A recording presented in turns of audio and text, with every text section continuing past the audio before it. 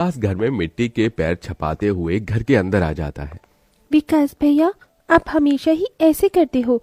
देखो ना, मैं भी पोंछा लगा ही रही थी और आपने सारे में मिट्टी के पैर छाप दिए। ये मेरा घर है और मैं जैसे मर्जी आऊंगा। तुम होती कौन हो मुझे ऐसा बोलने वाली? एक तो तुम काम करते हो नहीं और काम बढ़ा देते हो हमारा। केसरी दिव्या के कान पकड़कर उसे बाहर ले आती है और धूप में पेड़ से बांध देती है। क्यों दी दिव्या, बहुत जबान चलाने लगी है तू। आजा, आज तुझे अच्छा मजा चखाती हूँ। ऐसा कहकर वो घर में आ जाती है।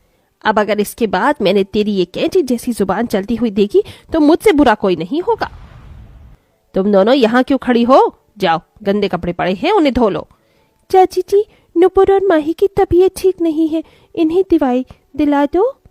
तुम पाँचों के ऊपर फ्री फोकट में पैसे खर्च करने के लिए मेरे पास एक फूटी कौड़ी नहीं है। अरे मेरी बला से तो कल की मरती तुम आज मर जाओ। केसरी पांचों पर जरा भी रहम नहीं करती। इधर बेचारी दिव्या गर्मी में पानी के लिए तड़प रही होती है। पानी, पानी, कोई मुझे पानी पिला दो। मुझे बहुत तेज प्यास लग रही है। मेरा गर्मी से गला सूख गया है। कोई मेरी मदद करो। कोमल दीदी, दिव्या की बहुत हालत खराब हो रही है। कितनी जालिम चाची है हमारी, जरा भी नहीं सोचती हमारे बारे में। दिव्या को पानी देकर आती हूँ, तुम यहीं पर रहना। कोमल एक गिलास पानी ले लेती है और दिव्या को पिलाने के लिए पेड़ के पास पहुंच जाती है, लेकिन तभी उसकी चाची उन्हें देख लेती है। आहा, देखो तो सही बहनों का प्यार। तेरी हिम्मत कैसे हुई मुझसे बिना परमिशन लिए इसे पानी देने की? मेरी बहन प्यास से तड़प रही है चाची, उसे पानी पीने दो। लगता है तुम्हें मेरी बात समझ में नहीं आती। आज तुम पांचों का भूत ही उतार देती हूँ। केसरी बाकी की तीनों को भी लपेटे में ले लेती है। पेड़ से बांधकर वो एक डंडी से उन्हें मारना पीटना शुरू कर देती है।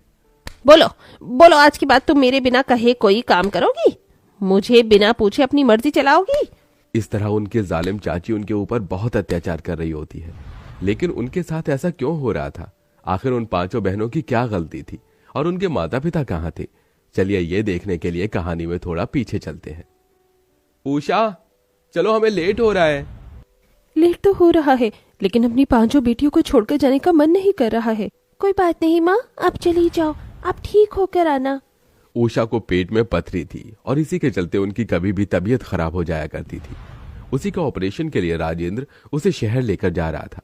दोनों माता पिता अपनी पांचों बेटियों को गले से लगाते हैं और शहर के लिए निकल जाते हैं। शहर में उषा का ऑपरेशन शुरू हो जाता है और राजेंद्र हॉस्पिटल के बाहर बेसब्री से इंतजार करने लगता है। हे ऊपर वाले, सब कुछ ठीक ही रखना, कोई परेशानी नहीं होनी चाहिए। तभी डॉक्टर उनके पास आते हैं। ऑपरेशन सक्सेसफुल हो गया है, आपकी पत्नी को अब कभी पेट में दर्द नहीं होगा। ये सुनते ही राजेंद्र बहुत खुश होता है और अपनी पत्नी से मिलने उसके पास जाता है। उषा, मेरी डॉक्टर से बात हो गई है, कल तुम्हें डिस्चार्ज मिल जाएगा, फिर हम वापस अपने गांव अपनी बेटियों के पास पहुंच जाएंगे। इससे पहले कभी अपनी बेटियों से दूर नहीं हुई हूँ, मुझे बहुत बुरा लग रहा है। बस ये रात बीत जाए। उस रात उषा हॉस्पिटल में अपने बिस्तर पर लेटी होती है और उसके बराबर में एक कुर्सी पर राजेंद्र बैठा होता है। लेकिन अचानक से बहुत तेज भूकंप आता है और अस्पताल की पूरी बिल्डिंग गिर जाती है। इसी के चलते उषा और राजेंद्र भगवान को प्यारे हो जाते हैं। चाचा, चाचा, आप रो क्यों रहे हो? माँ और पिताजी को गए हुए आज 3 दिन हो गए हैं, वो अभी तक नहीं आए हैं। तुम्हारे माता पिता भगवान के पास गए हैं, अब वो वहीं रहेंगे, वापस नहीं आएंगे। जो भगवान के पास जाता है वो वापस लौट कर नहीं आता। ये सुनते ही महेश को बहुत बुरा लगता है और वो पांचों बेटियों को गले से लगा लेता है। तुम पांचों यहाँ अपनी चाची के साथ रहना गांव में। मुझे काम नहीं मिल रहा और मुझे अब तुम पांचों की शादी भी करनी है। उसके लिए मुझे पैसा भी जोड़ना होगा, इसलिए मैं शहर जाऊंगा और वहां काम करूंगा। चाचा जी, माँ और पिताजी तो चले गए, अब आप भी हमें छोड़कर जा रहे हो? ऐसा मत कहो, मैं तुम्हें जरूर मिलने आऊंगा। महेश ऐसा कहकर शहर की बस पकड़कर चला जाता है। उसके जाने के बाद केसरी को पांचों बेटियां बोझ लगने लगती हैं। फ्री फोकट के खाने को तुम पांचों को नहीं मिलेगी। इस घर में अगर खाना खाना है तो घर के काम करना होगा। इस तरह केसरी उस दिन के बाद से पांचों बेटियों से घर के सारे काम करवाती, ऊपर से खाने के नाम पर सिर्फ सूखी रोटी दिया करती थी। दीदी, मेरे पेट में भूख से दर्द हो रहा है, चलो मैं चाची से खाना मांग लेती हूँ। कोमल अपनी चारों बहनों के लिए खाना लेने जाती है। चाची, आज खाने में बिरयानी बनाई है, हमें भी खाना दे दो, बहुत तेज भूख लगी है। शक्ल देखी है तूने अपनी आईने में? ये बिरयानी मेरे और मेरे बेटे के लिए है, तुम पांचों के लिए नहीं। रसोई में सूखी रोटी रखी है, जा लेकर खा ले और अपनी उन चारों बहनों को भी खिला दे। ये सुनकर कोमल की आंखों में आंसू आ जाते हैं और वो रसोई में जाकर सूखी रोटी देखकर सोचने लगती है। इन सूखी रोटियों को हम कैसे खाएंगे? हमारी चाची कैसी है, खुद बिरयानी खा रही है और हमें ये सूखी रोटी दे रही है। कोमल एक गिलास पानी के साथ सूखी रोटी अपनी बहनों को खिलाने के लिए ले आती है। नहीं दीदी, सूखी रोटी से पेट में दर्द होता है। बहनों, हमारे पास और कोई चारा नहीं है। उस दिन नूपुर, दिव्या और माही तीनों ही सूखी रोटी नहीं खाती। इसी के चलते काजल और कोमल भी भूखे रहते हैं। आधी रात को उन पांचों को भूख का दर्द होता है। क्या फ्रिज में अभी भी बिरयानी होगी? हाँ, चाची ने रखी थी। मुझे पता है तुम सभी का बिरयानी खाने का मन कर रहा है। चलो तुम यही रखो, मैं चुपके से बिरयानी चुरा कर लाती हूँ। कोमल बिरयानी के लिए रसोई में फ्रिज के पास पहुंच जाती है। वो फ्रिज से बिरयानी जैसे ही बाहर निकालती है, उसी वक्त उसकी चाची उसे देख लेती है। अच्छा, तो ये बात है, तुम्हारी ये चोरी आज पकड़ी गई। आज तुम्हें मुझसे कोई नहीं बचा सकेगा। केसरी एक डंडा लेती है और बहुत बुरी तरीके से कोमल को उसी वक्त पीटना मारना शुरू कर देती है। कोमल बहुत तेज चीखती है। उसकी चारों बहनें उसकी आवाज सुनकर रसोई में पहुंच जाती हैं। केसरी उन्हें भी मारती है। आज के बाद अगर खाने की चोरी की ना, तो मुझसे बुरा कोई नहीं होगा। चली जाओ यहाँ से। पांचों बहनें रोते हुए गौशाला में आ जाती हैं। दीदी, हमारी चाची इतनी जालिम क्यों है? उन्हें हमारे ऊपर तरस नहीं आता? जब हमारे माता पिता है ही नहीं तो हम यहाँ क्यों रुके हैं? दीदी, यहाँ से बहुत दूर चलो, भाग चलते हैं यहाँ से।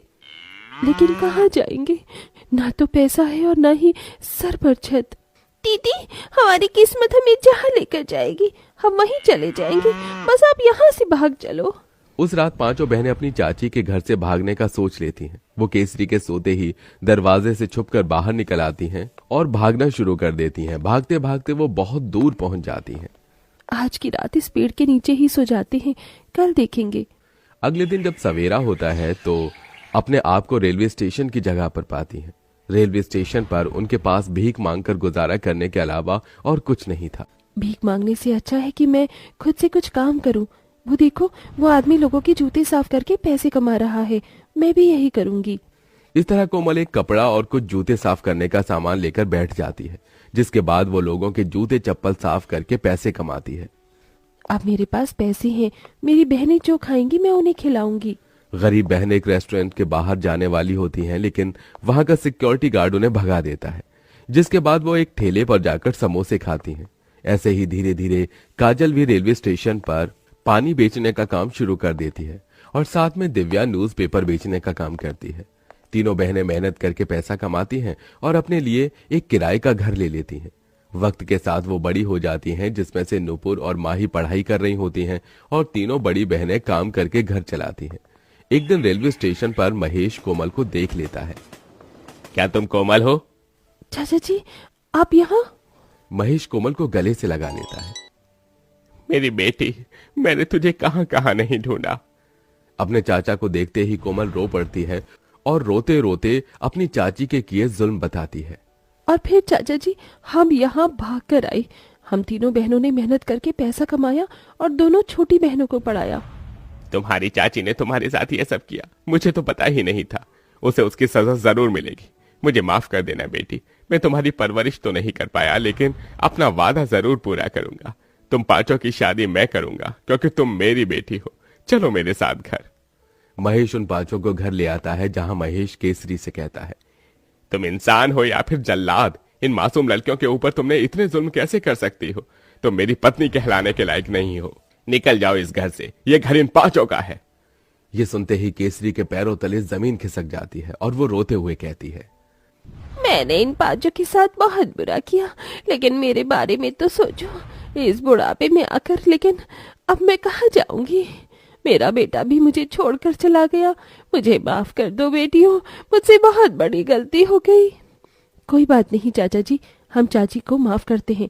आप इन्हें इस घर से मत निकालो। जिसके बाद जिस घर में वो रह रहे थे वो घर भी उन पांचों बहनों के नाम था।